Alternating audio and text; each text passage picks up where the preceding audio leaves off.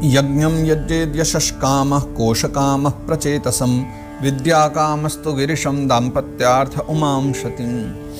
जो हमारे कथा के श्रोता होंगे उन्हें पता होगा ये श्लोक, तो हम प्राय ऐसा कथाओं में स्मरण कर ही लेते हैं क्योंकि इसमें भोले बाबा का नाम आता है। तो भोले बाबा का भी एक स्वरूप है जिसके बारे में कहा कि उनकी पूजा आप यहाँ कर सकते हो। कैसे? यश की इच्छा हो, यज्ञम यचेद यशस्कामः, जब आपको यश की कामना हो तो यज्ञम यजेद, यज्ञ भगवान जो है यज्ञ पुरुष, उनकी पूजा करो।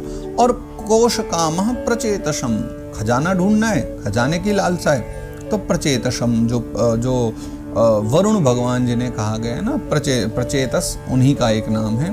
तो वरुण भगवान की पूजा करो। अगर आपको जो है बहुत सारा धन चाहिए, विद्या कामस्तु गिरीशम, विद्या की कामना है तो गिरीश कौन है? भगवान शंकर, उनकी पूजा कीजिए।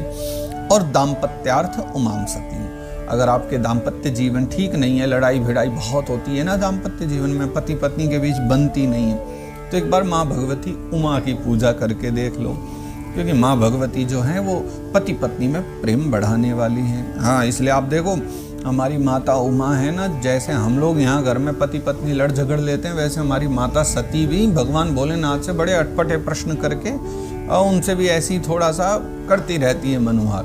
तो पति देवता को कैसे मनाया जाए और पत्नी को कैसे मनाया जाए, ये कैलाश से सीखा जा सकता है। माँ बैठे दोनों भगवान भोलेनाथ, माता सती, माता उमा, दोनों के मध्य की चर्चा है, इसलिए उन दोनों की पूजा का विधान है। तो माता सती जो है, माता उमा है, पार्वती हैं, वो दाम्पत्य जीवन को सुखमय बनाया करती हैं। और सुखदेव भगवान कह रहे हैं, धर्मार्थ उत्तम श्लोकम तंतुम तन्वन पितृन यजेत रक्षा काम पुण्य जनानो जस कामो मरुद्गणान। देखो, धर्म उपार्जन करना है, यानी धर्म, ऐसा धर्म करना है जिससे भविष्य में हमारे लिए स्वर्ग आदि के द्वार खुल जाएं। तो धर्मार्थ उत्तम श्लोकम, ऐसा धर्मार्जन करना है तो उत्तम श्लोक की पूजा करो। उत्तम श्लोक कौन है? भगवान नारायण विष्णु। वंश परंपरा की रक्षा करनी है, तंतुम तन्वन पितृन यजेत, तंतुम तन्वन यानी कि वंश की जो परंपरा का धागा है वो न टूटे, उसको बनाए रखना है, उसके लिए पितरों की पूजा करो। रक्षा काम पुण्यजनान, है ना, अगर आपको जो है अपने बाधाओं से बचना है तो जो पुण्यजन कौन कहे, यक्ष आदि जो हैं उनकी पूजा करो। नो जस कामो मरुद्गणान, और बलवान होना है और बल चाहिए शरीर में तो मरुद्गणों की पूजा करो। कितने हैं मरुद्गण? 49 मरुद्गण हैं। कैसे हैं, क्यों हैं, बाद में चर्चा करेंगे।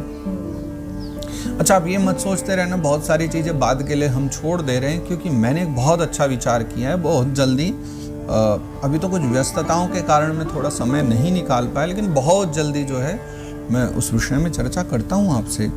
और ये जितनी चीजें मैं छोड़ते जा रहा हूँ, मैं स्वयं नोट करते जा रहा हूँ, उनके विषय में अलग से थोड़ी चर्चा हो तो ज्यादा अच्छा रहेगा। राज्य कामो मनून देवान निर्ऋतिम त्वभिच्चरन् यजेत काम कामो यजेत सोमम कामः पुरुषम यजेत। देखो, राज्य के लिए चाहिए राज्य पाना है, राज्य के लिए मनवंतरों के जो अधिपति देवता होते हैं ना, मनवंतरों के अधिपति देवता कौन है? तुष्यत आदि हैं। मेरे विचार से तो बहुत लंबा प्रसंग हो जाएगा, क्योंकि प्रत्येक जो कल्प है ना, प्रत्येक कल्प में 14 मनवंतर क्षमा करें, प्रत्येक कल्प में 14 होते हैं मनवंतर, और प्रत्येक मनवंतर का एक होता है राजा, एक होता है देवता, एक होते हैं इंद्र, एक होते हैं सप्तर्षि, एक होते हैं राजा के पुत्र। ऐसे प्रत्येक कल्प की पूरा जो विभाग है ना वो अलग होता है। वो मेरे पास सब मैंने थोड़ा लिख करके अलग रखा हुआ है कि 14 मनवंतर में कौन कौन से मनवंतर जो जा चुके हैं उनमें कौन कौन ये हो चुके हैं और कौन आगे होने वाला। एक और है, उसमें जोड़ सकते हैं आप देवता, क्षमा करें, अवतार।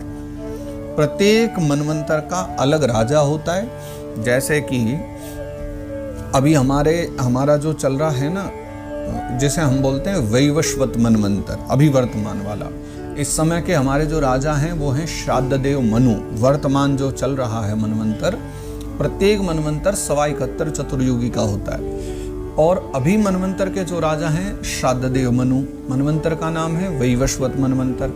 इस समय के जो राजा हैं उनका नाम है पुरंदर। और ये मनवंतर जब समाप्त होगा और अगला मनवंतर आएगा, उस समय के जो इंद्र बनेंगे वो बनेंगे महाराज बलि, जो प्रतीक्षा में बैठे हैं भगवान के कहने पर।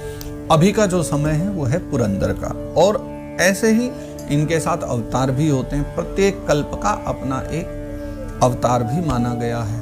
इस समय का अवतार वामन अवतार माना जाता है, इस कल्प का, कि इस कल्प का अवतार वामन अवतार है। और ऐसे ही एक कल्प में अनेक अवतार भी हो जाते हैं, लेकिन एक प्रमुख का नामोच्चारण किया जाता है। तो वो जो पूरी एक चर्चा है उसके विषय में भी हम आगे चर्चा करेंगे। तो मनवंतरों के अधिपति देवता होते हैं, जिनमें तुष्यतादि देवताओं की चर्चा आती है। तो राज्य की कामना है तो वो जो देवता होते हैं ना, उनकी पूजा करनी चाहिए। प्रत्येक, जैसे मनु कहे गए ना, प्रत्येक मनवंतर के मनु, अधिपति देवताओं की पूजा करो। अभिचार पाना चाहते हो उसके लिए निरृति की पूजा करो, निरृतिम त्वभिचरण्य जेत, निरृति की पूजा विचार के लिए करो। काम कामो यजेत सोमः, अगर भोगों की प्राप्ति करनी है तो चंद्रमा की पूजा करो। और अकाम पुरुषम यजेत, अगर आपको निष्कामता चाहिए, कोई कामना ही नहीं है, तो किसकी पूजा करें? पुरुषम परम, परम पुरुष की पूजा करो। वो कौन है? वही भगवान नारायण परम पुरुष माने गए हैं। उनको भजना चाहिए, उनकी पूजा करनी चाहिए। अकाम सर्व कामो वा मोक्ष काम उदारधीः तीव्रेण भक्ति योगेन यजेत पुरुषम परम। आहा, सारी बात बतला करके उसके बाद सुखदेव बाबा कह रहे हैं, ये हमारे बड़े बूढ़ों जैसे ही थे सुखदेव बाबा भी। हमारे बड़े बूढ़े पता है क्या करते थे? जब हमसे कहते थे कि बाबा हम ऐसा काम करने जा रहे हैं, तो कहते थे हाँ बेटा ये भी ठीक है, हाँ बेटा ये भी ठीक है, ऐसा भी सही है, ऐसा भी सही है। और अंत में कहते थे पर बेटा सब बेकार ही है, तुम तो ऐसा ही कर लो। सब बातों को समझा करके 10-20 बातें समझदार व्यक्ति ऐसे ही करते थे। पहले सब बतलाती, हाँ ये भी कर सकते हो, ये भी, लेकिन अंत में वो उचित बोलेंगे, यही उत्तम है, बस यही करो, बाकी के चक्करों में ही ना पड़ो। सुखदेव बाबा भी कह रहे हैं अकामः सर्व कामो वा, कोई अकाम हो जिसे कुछ नहीं चाहिए, सर्व कामो वा, या जितनी अभी तक कही गई वो सभी प्रकार की कामनाएं हो, या मोक्ष कामोदारधि, या मोक्ष की ही कामना क्यों ना हो, तीव्रेण भक्ति योगेन, तीव्र भक्ति योग के द्वारा यजेत पुरुषम परम, एकमात्र परम पुरुष जो भगवान नारायण हैं वही भजनीय है, सेवनीय है, पूजनीय है।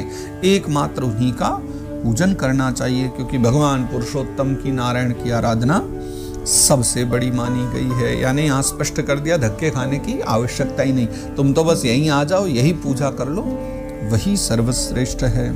एतावानेव यजतामिह निःश्रेयसोदयः भगवत्यचलोजा भावो यद्भागवत संगत। जो जितने भी जो हैं उपासक हैं, पूजा पाठ आदि करने वाले हैं, उनका सबसे बड़ा हित किसमें है? यजताम इह निःश्रेयसोदयः, उनका सबसे बड़ा हित इसी में होता है कि भगवत्य चलो भावो यद भागवत संगत। जो भागवत किसे कहते हैं? भगवान के जो भक्त हैं। भागवत का एक अर्थ होता है भगवता प्रोक्तम, यानी जिसकी हम चर्चा कर रहे हैं, ये भागवत। और भागवत हम लोगों को भी कहते हैं ना ये बड़े महाभागवत हैं। भागवत मतलब जो भगवान के संग रहने वाले, भगवत संगी संगस्य। तो ऐसे जो भगवान के संग निकट रहने वाले जन हैं, जो है उनका संग हमें करना चाहिए। क्यों? क्योंकि उससे हमारे मन में भी भगवान की वह जो अविचल भक्ति है, अविचल प्रेम है ना, भगवत्य चलो भावो, भगवान के प्रति अचल भाव जो है वो हमें प्राप्त हो जाए। इसलिए बहुत आवश्यक है कि हम उनका संग करें। ज्ञानम यदा प्रतिनिवृत्त गुणोर्मि चक्रमात्म प्रसाद उत यत्र गुणेश्व संगः कैवल्य सम्मत पथस्त्वथ भक्ति योग को निर्वृतो हरि कथा सुरतिम न कुर्यात्। ऐसे पुरुष, वही सत्संगी जन, उनका जब हम सत्संग करें, उनका सत्संग करके जो वहाँ भगवान की जो लीलाएं कथाएं होती हैं, उनका जिनका हम श्रवण करते हैं, उससे क्या मिलता है कि उस एक दुर्लभ ज्ञान की प्राप्ति हो जाती है। एक ऐसा ज्ञान प्राप्त हमें हो जाता है जिससे संसार की ये जो त्रिगुणमयी सृष्टि है, इस त्रिगुणमयी कहना तरंगमाला कही गई भागवत जी में, उनके जो हमको थपेड़े लगते हैं, तरंगमालाएं जो ये त्रिगुणमयी सृष्टि हमें फंसा देती है, उसमें शुद्ध हो करके हृदय जिसमें एकदम आनंदित हो जाता है, शुद्ध हो जाता है, आनंद का अनुभव होता है, इंद्रियों की आसक्ति चली जाती। कैवल्य सम्मत पथस्त्वत भक्ति योग, और कैवल्य मोक्ष का सर्वसम्मत जो मार्ग है, जिसे भक्ति योग कहा जाता है, इससे वो प्राप्त हो जाता है, किनसे? सत्संगी जनों का सत्संग करने से, भागवत पुरुषों का सत्संग करने से। तो को निर्वृतो हरि कथा सुरतिम न कुर्यात, कि भगवान की जो ऐसी रसमयी कथाएं हैं उनका अगर किसी पर चस्का लग जाए तो भला कौन ऐसा होगा जो फिर उससे प्रेम ही ना करे। हरि कथा सुरतिम न कुर्यात, आपको चस्का लग जाए और फिर कथा में प्रेम ना हो जाए, ये तो संभव ही नहीं है।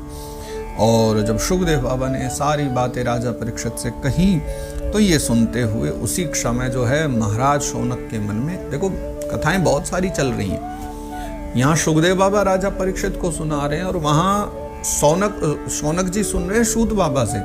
सूत बाबा यही बतला रहे हैं कि शुकदेव जी ने कैसे सुनाई ये कथा।